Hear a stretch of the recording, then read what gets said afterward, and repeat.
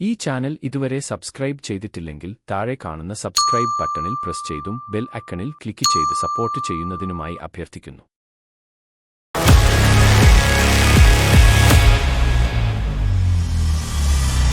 ഈ വീഡിയോയ്ക്ക് 2 ഭാഗങ്ങളാണുള്ളത്. ആദ്യത്തെ ഭാഗത്തിൽ ഈ പാഠ്യഭാഗം കഥരൂപത്തിൽ പറഞ്ഞുതരുന്നു. രണ്ടാമത്തെ ഭാഗത്തിൽ പാഠപുസ്തകത്തിലെ ഓരോ പാരഗ്രാഫും മലയാളത്തിൽ വിവർത്തനം ചെയ്തിരിക്കുന്നു. സ്വാതന്ത്ര്യത്തിന് മുൻപുള്ള ഒരു കാലം. ശൈശവ വിവാഹം ഒക്കെ നിലവിലുള്ള ഒരു കാലമായിരുന്നു ആ കാലം. ഷാജഹാൻപുരം എന്ന ദേശം. ആ ദേശത്തേക്ക് ഒരിക്കൽ വെറും 11 വയസ്സു മാത്രം പ്രായമുള്ള ഒരു കുട്ടിയെ വിവാഹം കഴിച്ചു കൊണ്ടുവന്നു. അതായിരുന്നു ഈ കഥ എഴുതിയ രാമപ്രസാദ് ബിസ്മിലിന്റെ അമ്മ.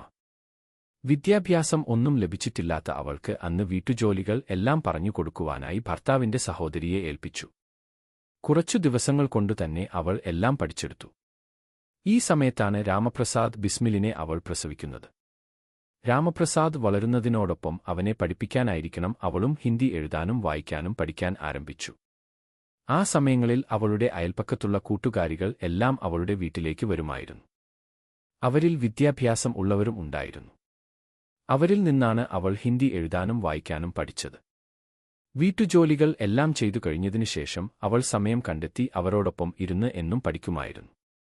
അങ്ങനെ അവൾ എഴുത്തും വായനയും പഠിച്ചു. പിന്നീട് ഭർത്താവിന്റെ സഹോദരിയെ എഴുതാനും വായിക്കാനും പഠിപ്പിച്ചത് അവൾ തന്നെയാണ്.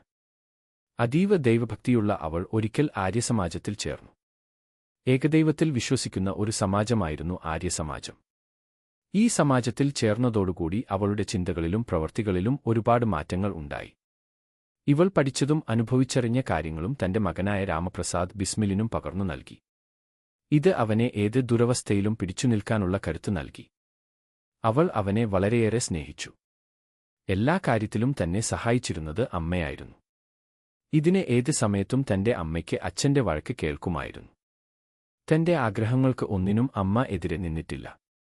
പക്ഷേ വളരെ ആദർശവാദിയായിരുന്നു രാമപ്രസാദ് ബിസ്മിലിന്റെ അച്ഛൻ. അച്ഛനും അച്ഛമ്മയ്ക്കും രാമപ്രസാദ് ബിസ്മിൽ മറ്റുള്ളവർക്ക് വേണ്ടി ജോലി ചെയ്യുന്നത് ഇഷ്ടമല്ലായിരുന്നു. രാമപ്രസാദ് ബിസ്മിൽ വളർന്ന് ഒരു യുവാവായപ്പോൾ മുതൽ അച്ഛനും അച്ഛമ്മയും വിവാഹത്തിന് നിർബന്ധിച്ചിരുന്നു. പഠനത്തിന് ശേഷം മാത്രം മതി വിവാഹം എന്ന് പറഞ്ഞത് അമ്മയാണ്. രാമപ്രസാദ് എപ്പോഴും പറയുമായിരുന്നു തന്റെ അമ്മയുടെ ഈ കരുതലും സ്നേഹവുമാണ് തന്റെ ഏത് ദുഃഖത്തിലും പ്രശ്നത്തിലും കരുത്തായിരുന്നത് എന്ന്. ഒരിക്കൽ രാമപ്രസാദിനെ തന്റെ അച്ഛൻ ഒരു വക്കീലിന്റെ അടുത്ത് അദ്ദേഹത്തിന്റെ സഹായിയായി ആക്കി. രാംപ്രസാദ് വളരെ ഉത്സാഹത്തോടെ വക്കീൽ പറയുന്ന ജോലികൾ എല്ലാം ചെയ്യുമായിരുന്നു. അങ്ങനെയിരിക്കെ ഒരിക്കൽ ആ വക്കീൽ ഒരു നിയമരേഖയിൽ തന്റെ അച്ഛന്റെ കള്ള ഒപ്പിടാനായി പറഞ്ഞു. പക്ഷേ സത്യസന്ധനായ രാമപ്രസാദ് ഈ നിയമവിരുദ്ധമായ പ്രവൃത്തി ചെയ്യാൻ സമ്മതിച്ചില്ല. എത്രയൊക്കെ നിർബന്ധിച്ചിട്ടുപോലും രാമപ്രസാദ് അതിന് വഴങ്ങിയില്ല. അത്രയ്ക്ക് സത്യസന്ധനും വ്യക്തിത്വമുള്ളവനുമായിരുന്നു രാമപ്രസാദ്. ഈ കാലഘട്ടത്തിൽ ബ്രിട്ടീഷുകാരുടെ അടിമത്വത്തിന്റെ കാഠിന്യത കൂടിവന്നു. ജനങ്ങൾ ബ്രിട്ടീഷുകാരുടെ അടിമത്തത്തിൽ വളരെയേറെ പീഡിപ്പിക്കപ്പെട്ടു. ബ്രിട്ടീഷുകാർക്കെതിരെ ഒരു വാക്ക് സംസാരിച്ചാലോ എതിരെ നിന്നാലോ അവരെ അടിച്ചമർത്താൻ തുടങ്ങി. അങ്ങനെ ബ്രിട്ടീഷുകാർക്കെതിരെ നിൽക്കുവാൻ ജനങ്ങൾ പേടിച്ചിരുന്ന ആ കാലഘട്ടമായിരുന്നു ആ കാലം. ബ്രിട്ടീഷുകാരുടെ അടിമത്വത്തിൽ നിന്ന് മോചനം ലഭിക്കുന്നതിനായി ഒരുപാട് ആളുകൾ പ്രയത്നിച്ചിരുന്നു. അവരുടെ പ്രവർത്തനങ്ങൾ കണ്ട് പ്രചോദനം ഉൾക്കൊണ്ട് രാമപ്രസാദ് ബിസ്മിലും ബ്രിട്ടീഷുകാരോട് പോരാടാനായി ആരംഭിച്ചു. അദ്ദേഹത്തിന്റെ ആദർശങ്ങളും വാക്കുകളും ജനങ്ങളെ ബ്രിട്ടീഷുകാർക്കെതിരെ തിരിച്ചു. ബ്രിട്ടീഷുകാർ ഇദ്ദേഹത്തെ വളരെ ഭയത്തോടെയാണ് കാണാൻ തുടങ്ങി. ആയതിനാൽ ഇദ്ദേഹത്തെ എന്നെങ്കിലും കിട്ടിയാൽ തുറങ്കിലടക്കണം എന്ന് അവർ കരുതി. അങ്ങനെയിരിക്കെ ഒരിക്കൽ ഇദ്ദേഹത്തെ ബ്രിട്ടീഷുകാർ പിടിച്ച് ജയിലിലടച്ചു. ഒരുപാട് വേദനകൾ ജയിലിൽ വച്ച് ഇദ്ദേഹത്തിന് സഹിക്കേണ്ടതായി വന്നു. എന്നാൽ ഇദ്ദേഹം ജയിലിലും വെറുതെയിരുന്നില്ല. ജയിലിലിരുന്ന് അദ്ദേഹം ബ്രിട്ടീഷുകാരുടെ കണ്ണിൽപ്പെടാതെ രഹസ്യമായി ജയിലിൽ അനുഭവിക്കുന്ന യാതനകളെക്കുറിച്ച് എഴുതുവാൻ തുടങ്ങി. കൂടാതെ എഴുതിവെച്ച കുറിപ്പുകളെല്ലാം ആരും കാണാതെ പുറത്തേക്ക് അയച്ചുകൊണ്ടിരുന്നു. ഇദ്ദേഹം എഴുതിവെച്ച കാര്യങ്ങൾ പുറത്തുള്ള അദ്ദേഹത്തിന്റെ സുഹൃത്തുക്കൾ അദ്ദേഹത്തിന്റെ ആത്മകഥയായി പ്രസിദ്ധീകരിക്കുകയും ചെയ്തു.